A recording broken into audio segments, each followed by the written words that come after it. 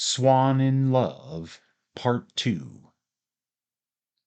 It so happened that my grandfather had known, which was more than could be said of any other actual acquaintance, the family of these Verdurins, but he had entirely severed his connection with what he called young Verdurin, taking a general view of him as one who had fallen, though without losing hold of his millions, among the riffraff of Bohemia. One day he received a letter from Swann asking whether my grandfather could put him in touch with the Verdurins. "On guard! On guard!" he exclaimed as he read it. "I am not at all surprised. Swann was bound to finish up like this. A nice lot of people. I cannot do what he asks, because, in the first place, I no longer know the gentleman in question. Besides, there must be a woman in it somewhere, and I don't mix myself up in such matters. Ah well, we shall see some fun if Swann begins running after the little Verdurins." And on my grandfather's refusal to act as sponsor, it was Odette herself who had taken Swann to the house. The Verdurins had had dining with them, on the day when Swann made his first appearance, Dr. and Madame Cottard, the young pianist and his aunt, and the painter then in favor, while these were joined in the course of the evening by several more of the faithful. Dr. Cottard was never quite certain of the tone in which he ought to reply to any observation, or whether the speaker was jesting or in earnest. And so, in any event, he would embellish all his facial expressions with the offer of a conditional, a provisional smile, whose expectant subtlety would exonerate him from the charge of being a simpleton if the remark addressed to him should turn out to have been facetious. But as he must also be prepared to face the alternative, he never dared to allow this smile a definite expression on his features, and you would see there a perpetually flickering uncertainty in which you might decipher the question that he never dared to ask: "Do you really mean that?"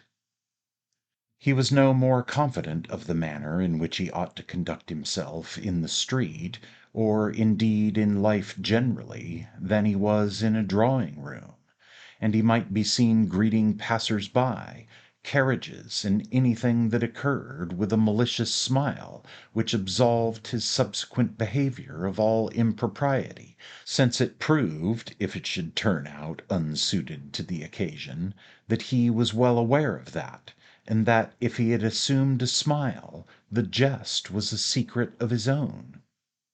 On all those points, however, where a plain question appeared to him to be permissible, the doctor was unsparing in his endeavors to cultivate the wilderness of his ignorance and uncertainty, and so to complete his education. So it was that, following the advice given him by a wise mother on his first coming up to the capital from his provincial home, he would never let pass either a figure of speech or a proper name that was new to him without an effort to secure the fullest information upon it. As regards figures of speech, he was insatiable in his thirst for knowledge, for, often imagining them to have more definite meaning than was actually the case, he would want to know what exactly was intended by those which he most frequently heard used. Devilish pretty, blue blood, a cat and dog life, a day of reckoning, a queen of fashion, to give a free hand, to be at a deadlock, and so forth, and in what particular circumstances he himself might make use of them in conversation. Failing these, he would adorn it with puns and other plays upon words which he had learned by rote. As for the names of strangers which were uttered in his hearing, he used merely to repeat them to himself in a questioning tone, which, he thought, would suffice to furnish him with explanations for which he would not ostensibly seek. As the critical faculty, on the universal application of which he prided himself, was in reality completely lacking, that refinement of good breeding which consists in assuring someone whom you are obliging in any way, without expecting to be believed, that it is really yourself that is obliged to him, was wasted on Cottard, who took everything that he heard in its literal sense. However blind she may have been to his faults, Madame Verdurin was genuinely annoyed, though she still continued to regard him as brilliantly clever, when, after she had invited him to see and hear Sarah Bernhardt from a stage box, and had said politely, "It is very good of you to have come, Doctor, especially as I'm sure you must often have heard Sarah Bernhardt. And besides, I'm afraid we're rather too near the stage." The doctor, who had come into the box with a smile which waited before settling upon or vanishing from his face until someone in authority should enlighten him as to the merits of the spectacle, replied, "To be sure, we are far too near the stage, and one is sick of Sarah Bernhardt. But you expressed a wish that I should come. For me, your wish is a command. I am only too glad to be able to do you this little service.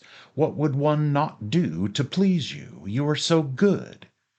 And he went on, "Sarah Bernhardt, that's what they call the voice of God, ain't it? You see often, too, that she sets the boards on fire. That's an odd expression, ain't it?" in the hope of an enlightening commentary, which, however, was not forthcoming. "Do you know," Madame Verdurin had said to her husband, "I believe we are going the wrong way to work when we deprecate anything we offer the doctor. He is a scientist who lives quite apart from our everyday existence. He knows nothing himself of what things are worth, and he accepts everything that we say as gospel." "I never dared to mention it," Monsieur Verdurin had answered, "but I've noticed the same thing myself." And on the following New Year's Day, instead of sending Dr. Cottard a ruby that cost 3,000 francs and pretending that it was a mere trifle, Monsieur Verdurin bought an artificial stone for 300 and let it be understood that it was something almost impossible to match.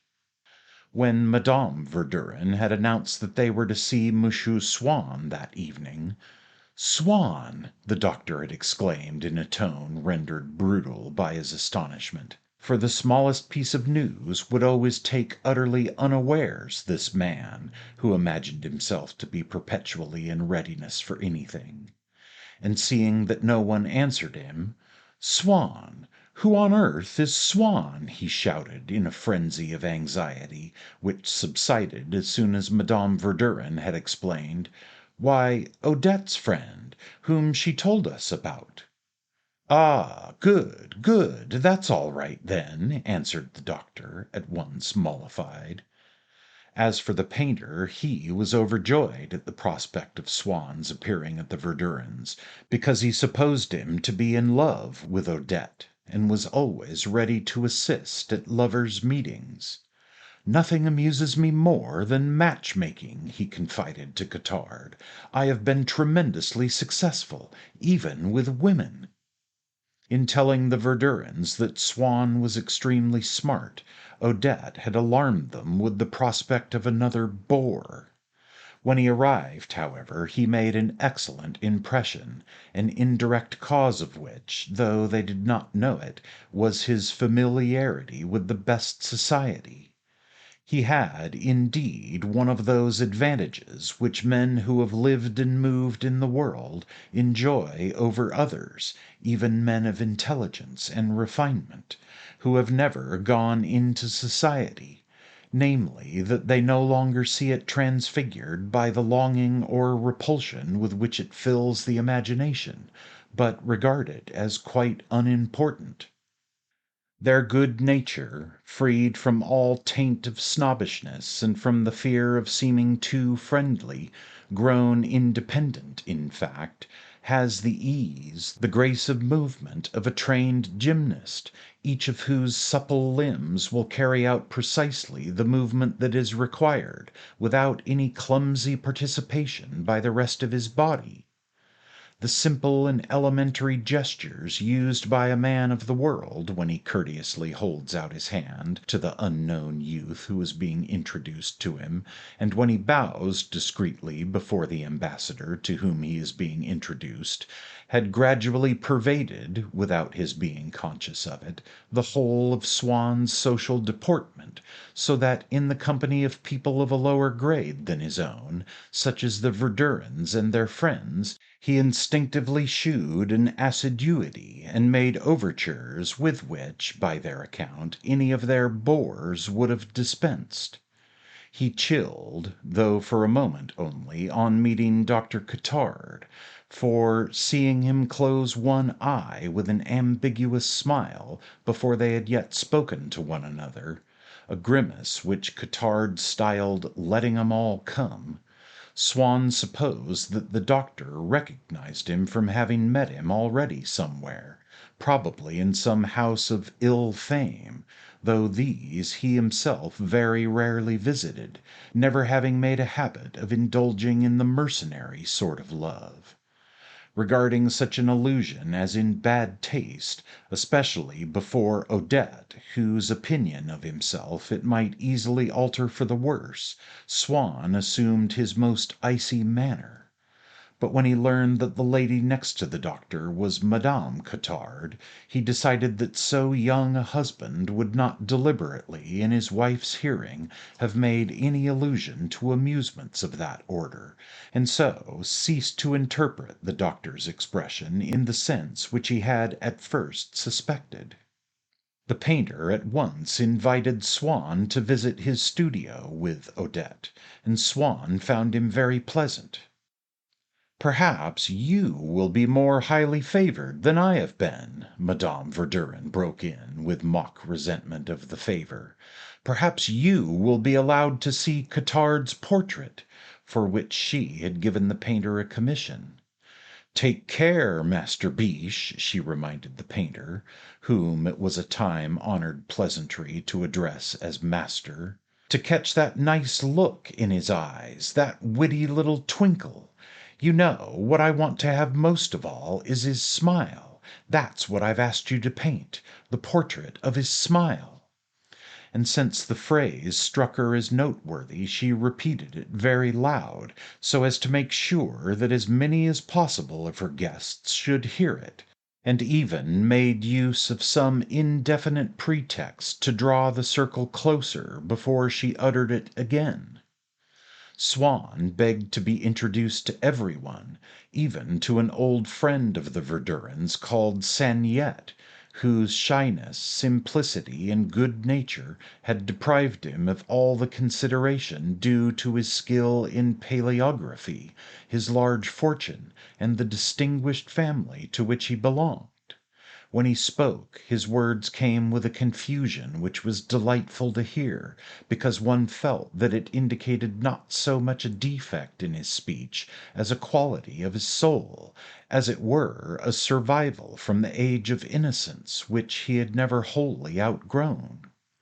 All the consonants which he did not manage to pronounce seemed like harsh utterances of which his gentle lips were incapable. By asking to be made known to Monsieur Saniette, Swann made Monsieur Verdurin reverse the usual form of introduction, saying, in fact, with emphasis on the distinction, "Monsieur Swann, pray let me present you to our friend Saniette." But he aroused in Saniette himself a warmth of gratitude, which, however, the Verdurins never disclosed to Swann, since Saniette rather annoyed them, and they did not feel bound to provide him with friends. On the other hand, the Verdurins were extremely touched by Swann's next request, for he felt that he must ask to be introduced to the pianist's aunt. She wore a black dress, as was her invariable custom, for she believed that a woman always looked well in black, and that nothing could be more distinguished. But her face was exceedingly red, as it always was for some time after a meal. She bowed to Swann with deference, but drew herself up again with great dignity. as she was entirely uneducated and was afraid of making mistakes in grammar and pronunciation, she used purposely to speak in an indistinct and garbling manner, thinking that if she should make a slip it would be so buried in the surrounding confusion that no one could be certain whether she had actually made it or not, with the result that her talk was a sort of continuous blurred expectoration, out of which would emerge at rare intervals those sounds and syllables of which she felt positive. Swann proposed himself entitled to poke a little mild fun at her in conversation with Monsieur Verdurin, who, however, was not at all amused. "She is such an excellent woman," he rejoined. "I grant you that she is not exactly brilliant, but I assure you that she can talk most charmingly when you are alone with her." "I am sure she can," Swann hastened to conciliate him. "All I meant was that she hardly struck me as distinguished," he went on, isolating the epithet in the inverted commas of his tone. "And, after all, that is something of a compliment." "Wait a moment," said Monsieur Verdurin. "Now this will surprise you. She writes quite delightfully. You have never heard her nephew play? It is admirable, eh, Doctor? Would you like me to ask him to play something, Monsieur Swann?" "I should count myself most fortunate," Swann was beginning, a trifle pompously, when the Doctor broke in derisively. Having once heard it said, and never having forgotten that in general conversation emphasis and the use of formal expressions were out of date, whenever he heard a solemn word used seriously, as the word fortunate had been used just now by Swann, he at once assumed that the speaker was being deliberately pedantic.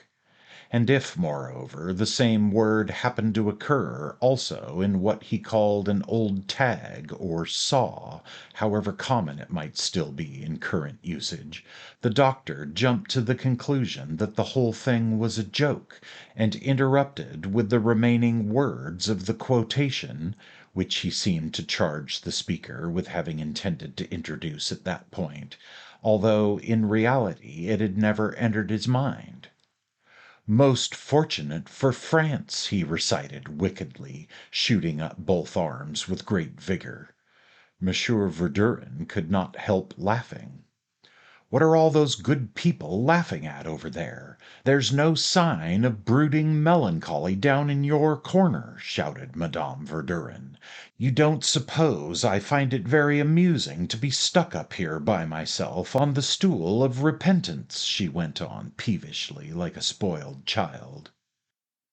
Madame Verdurin was sitting upon a high Swedish chair of waxed pine wood, which a violinist from that country had given her, and which she kept in her drawing room, although in appearance it suggested a school form, and swore, as the saying is, at the really good antique furniture which she had besides.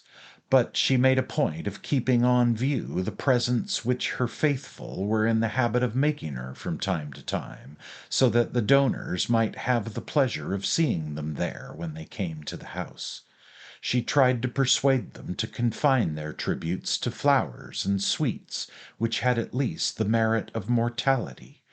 But she was never successful, and the house was gradually filled with a collection of foot warmers, cushions, clocks, screens, barometers, and vases, a constant repetition and a boundless incongruity of useless but indestructible objects. From this lofty perch she would take her spirited part in the conversation of the faithful, and would revel in all their fun. But since the accident to her jaw, she had abandoned the effort involved in real hilarity, and had substituted a kind of symbolical dumb show, which signified, without endangering or even fatiguing her in any way, that she was laughing until she cried. At the least witticism aimed by any of the circle against a bore, or against a former member of the circle who was now relegated to the limbo of bores, and to the utter despair of Monsieur Verdurin, who had always made out that he was just as easily amused as his wife, but who, since his laughter was the real thing, was out of breath in a moment, and so was overtaken and vanquished by her device of a feigned but continuous hilarity.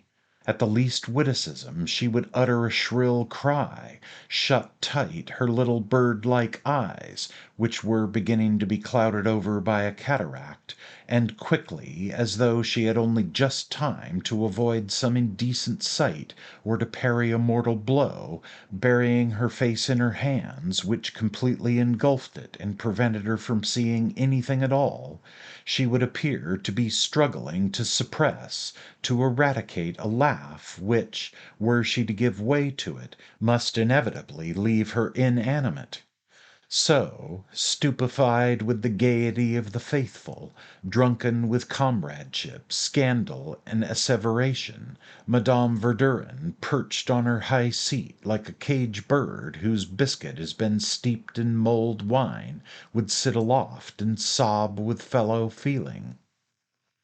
Meanwhile, Monsieur Verdurin, after first asking Swann's permission to light his pipe, no ceremony here, you understand, we're all pals, went and begged the young musician to sit down at the piano. "Leave him alone. Don't bother him. He hasn't come here to be tormented," cried Madame Verdurin. "I won't have him tormented." "But why on earth should it bother him?" rejoined Monsieur Verdurin. "I'm sure Monsieur Swann has never heard the sonata in F sharp which we discovered. He is going to play us the pianoforte arrangement." "No, no, no, not my sonata!" she screamed. "I don't want to be made to cry until I get a cold in the head and neuralgia all down my face like last time, thanks very much. I don't intend to repeat that performance. You are all very kind and considerate. It is easy to see that none of you will have to stay in bed for a week." This little scene, which was reenacted as often as the young pianist sat down to play, never failed to delight the audience, as though each of them were witnessing it for the first time, as a proof of the seductive originality of the mistress, as she was styled, and of the acute sensitiveness of her musical ear. Those nearest to her would attract the attention of the rest, who were smoking or playing cards at the other end of the room, by their cries of "Hear, hear!" which, as in parliamentary debates, shewed that something worth listening to was being said, and next day they would commiserate with those who had been prevented from coming that evening, and would assure them that the little scene had never been so amusingly done. "Well, all right then," said Monsieur Verdurin. "He can play just the andante." "Just the andante? How you do go on!" cried his wife. "As if it weren't just the andante that breaks every bone in my body. The master is really too priceless, just as though, in the ninth, he said, we need only have the finale, or just the overture of the Meistersinger." The doctor, however, urged Madame Verdurin to let the pianist play, not because he supposed her to be malingering when she spoke of the distressing effects that music always had upon her, for he recognized the existence of certain neurasthenic states, but from his habit, common to many doctors, of at once relaxing the strict letter of a prescription as soon as it appeared to jeopardize, what seemed to him far more important, the success of some social gathering at which he was present, and of which the patient whom he had urged for once to forget her dyspepsia or headache formed an essential factor. "You won't be ill this time, you'll find," he told her, seeking at the same time to subdue her mind by the magnetism of his gaze. "And if you are ill, we will cure you." "Will you really?"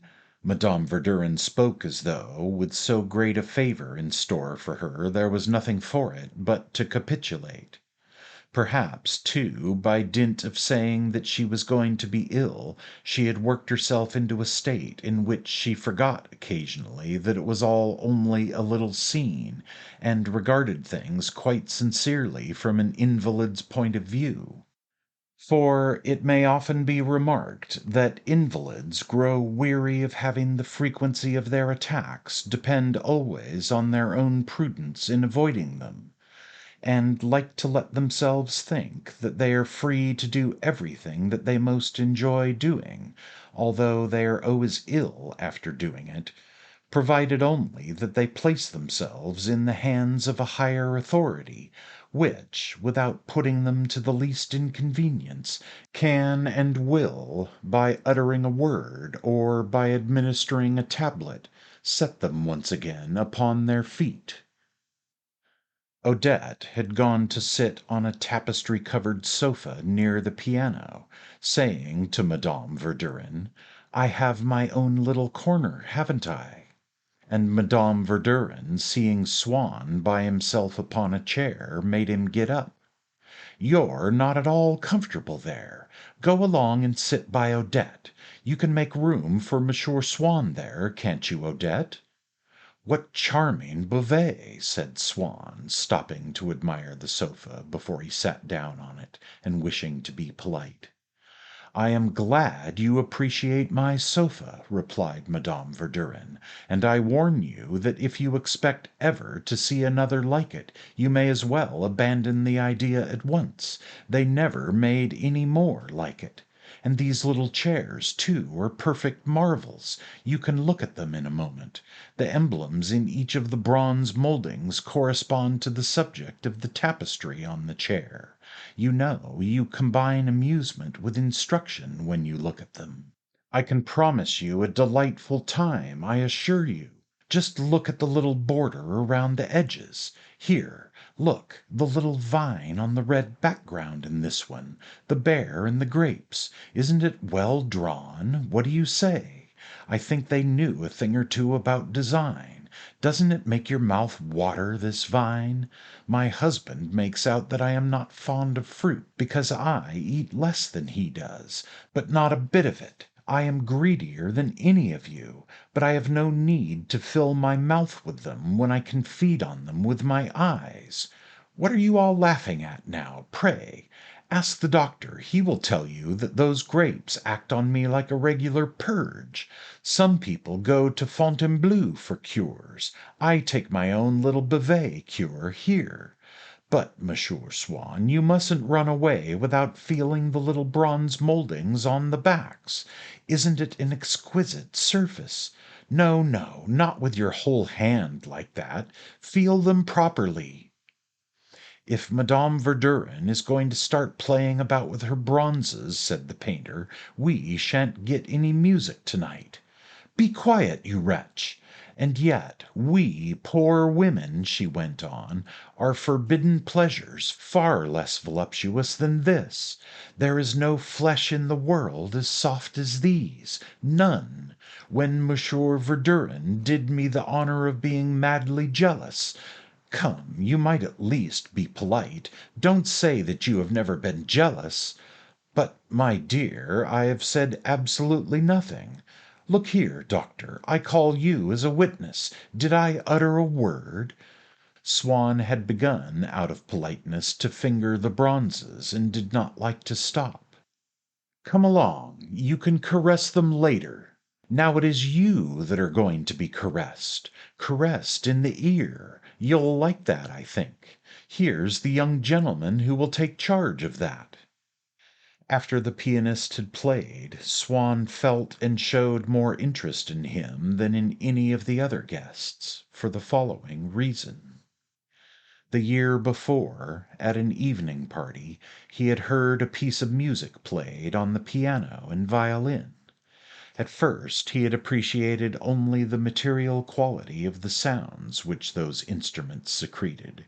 and it had been a source of keen pleasure when, below the narrow ribbon of the violin part, delicate, unyielding, substantial, and governing the whole, he had suddenly perceived, where it was trying to surge upwards in a flowing tide of sound, the mass of the piano part, multiform, coherent, level, and breaking everywhere in melody like the deep blue tumult of the sea, silvered and charmed into a minor key by the moonlight.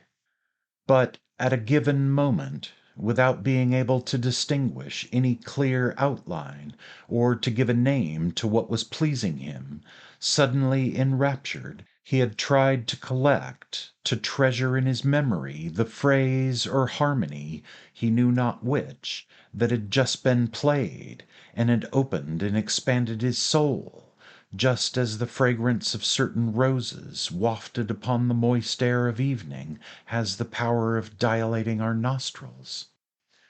Perhaps it was owing to his own ignorance of music that he had been able to receive so confused an impression, one of those that are, notwithstanding, our only purely musical impressions, limited in their extent, entirely original, and irreducible into any other kind.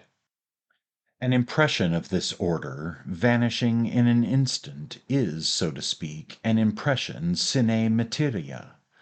Presumably, the notes which we hear at such moments tend to spread out before our eyes over surfaces greater or smaller according to their pitch and volume, to trace arabesque designs, to give us the sensation of breadth or tenuity, stability or caprice. But the notes themselves have vanished before these sensations have developed sufficiently to escape submersion under those which the following or even simultaneous notes have already begun to awaken in us. And this indefinite perception would continue to smother, in its molten liquidity, the motifs which now and then emerge barely discernible, to plunge again and disappear and drown, recognized only by the particular kind of pleasure which they instill, impossible to describe, to recollect, to name, ineffable. If our memory, like a laborer who toils at the laying down of firm foundations beneath the tumult of the waves, did not, by fashioning for us facsimiles of those fugitive phrases, enable us to compare and to contrast them with those that follow. And so, hardly had the delicious sensation which Swann had experienced died away before his memory had furnished him with an immediate transcript, summary, it is true, and provisional, but one on which he had kept his eyes fixed while the playing continued, so effectively that, when the same impression suddenly returned, it was no longer uncapturable. He was able to picture to himself its extent, its symmetrical arrangement, its notation, the strength of its expression. He had before him that definite object which was no longer pure music, but rather design, architecture, thought, and which allowed the actual music to be recalled.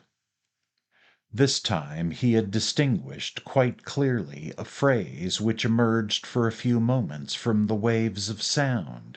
It had at once held out to him an invitation to partake of intimate pleasures, of whose existence, before hearing it, he had never dreamed, into which he felt that nothing but this phrase could initiate him, and he had been filled with love for it, as with a new and strange desire. With a slow and rhythmical movement it led him here, there, everywhere, towards a state of happiness noble, unintelligible, yet clearly indicated. And then, suddenly having reached a certain point from which he was prepared to follow it, after pausing for a moment, abruptly it changed its direction, and in a fresh movement, more rapid, multiform, melancholy, incessant, sweet, It bore him off with it towards a vista of joys unknown. Then it vanished. He hoped with a passionate longing that he might find it again a third time, and reappear it did, though without speaking to him more clearly, bringing him, indeed, a pleasure less profound. But when he was once more at home, he needed it. He was like a man into whose life a woman, whom he has seen for a moment passing by, has brought a new form of beauty, which strengthens and enlarges his own power of perception, without his knowing even whether he is ever to see her again whom he loves already, although he knows nothing of her, not even her name.